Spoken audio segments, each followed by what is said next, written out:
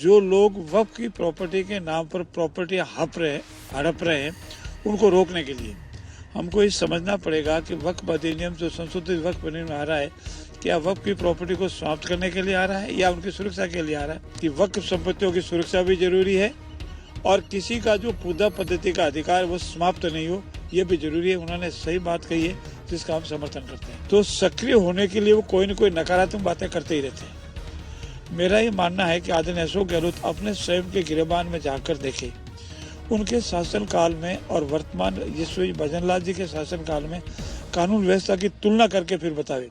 देखिए, सांसद आदरणीय ओवैसी का जो स्टेटमेंट है वो पूर्ण रूप से निंदनीय है और जिन 4 राजनीतिक दलों के नेताओं का उन्होंने नाम लिया है वो एनडीए के सहयोगी है और जो संशोधन वक्फ अधिनियम आ रहा है वो वक्फ प्रॉपर्टी की सुरक्षा के लिए है, उत्थान के लिए है और जो लोग वक्फ की प्रॉपर्टी के नाम पर प्रॉपर्टी हड़प रहे हैं उनको रोकने के लिए हमको ये समझना पड़ेगा कि वक्फ अधिनियम जो संशोधित वक्फ अधिनियम आ रहा है, क्या वक्फ की प्रॉपर्टी को समाप्त करने के लिए आ रहा है या उनकी सुरक्षा के लिए आ रहा है। मेरा ये मानना है और मैं व्यक्तिगत रूप से परिचित हूँ, अधिवक्ता के नाते भी मैंने अनेक मुकदमे लड़े हैं। ये वक्फ अधिनियम में संशोधन समय की मांग है, वक्फ संपत्तियों की सुरक्षा के लिए जरूरी है और जो वक्फ के नाम से व्यक्तिगत संपत्तियों का दुरुपयोग करते हैं या किसी की संपत्ति प्राइवेट संपत्ति को हड़प करने का षड्यंत्र रचते हैं उनके लिए जरूरी है कि संशोधित वक्फ अधिनियम आवे। इन 4 नेताओं ने जो अपना स्टेटमेंट दिया वो ये कहा है कि वक्फ संपत्तियों की सुरक्षा भी जरूरी है और किसी का जो पूजा पद्धति का अधिकार वो समाप्त नहीं हो ये भी जरूरी है। उन्होंने सही बात कही है जिसका हम समर्थन करते हैं और आदरणीय ओवैसी के स्टेटमेंट की हम पूर्ण रूप से घोर निंदा करते हैं।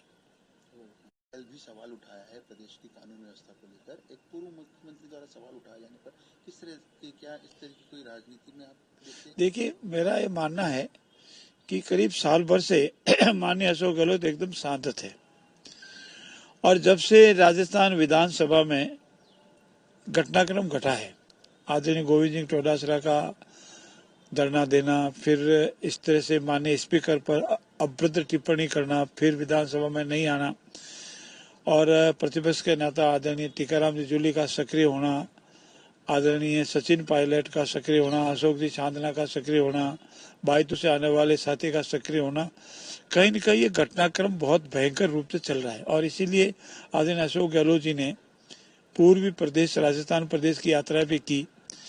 तो सक्रिय होने के लिए वो कोई न कोई नकारात्मक बातें करते ही रहते हैं। मेरा ये मानना है कि आदरणीय अशोक गहलोत अपने स्वयं के गिरेबान में जाकर देखे। उनके शासनकाल में और वर्तमान यशस्वी भजनलाल जी के शासनकाल में कानून व्यवस्था की तुलना करके फिर बतावे। चाहे आपराधिक घटनाएं हो, चाहे बलवा हो, चाहे डकैती हो, चाहे लूट हो, ये सारे जो माफिया है, बजरी माफिया, भू माफिया, पानी माफिया, नकल माफिया, ये सबको किसने पनपाया। हर विधानसभा में सिमी डिप्टी सीएम और सिमी मिनी सीएम किसने बनाई। लूट का आदेश किसने दिया। लूटने की सबसे बड़ी खुली एक तरह से चुनौती ये कहो या उसको यूं कहते हैं कि प्रशंसा किसने दी।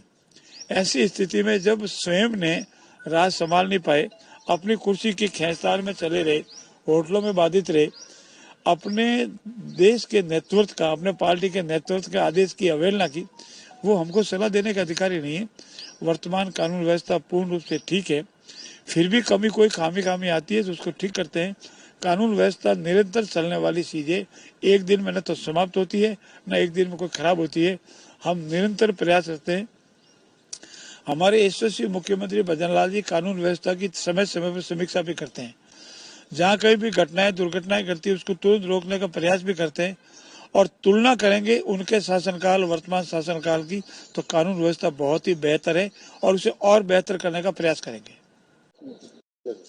सर, आपकी सरकार की कैबिनेट में एक बिल पास किया था आपने, धर्मांतरण विरोधी बिल था, वो बिल आपको फिर पारित करने के लिए विधानसभा में लाना था, लेकिन ये जो सत्र था निकल गया, इसमें वो बिल नहीं आया पारित करने के लिए। ये धर्मांतरण विरोधी कानून हमारे लिए सबकी आवश्यकता है।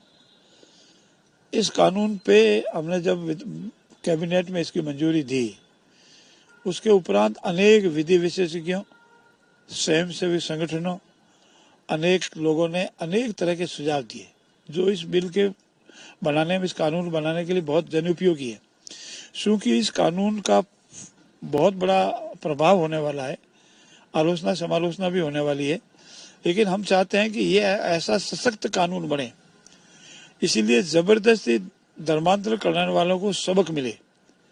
हमने सभी प्रदेशों के कानून का अध्ययन किया, विशेषज्ञों की राय भी ली, परंतु उपरांत भी और सुझाव जो हमको मिले उसको भी हमने उपयुक्त समझा। इसीलिए तय किया कि इन सब का अध्ययन करने के बाद आगामी 2-4 महीने में जो हमारा सत्र आएगा उसमें इसको बिल को पेश करेंगे, फिर पास करेंगे।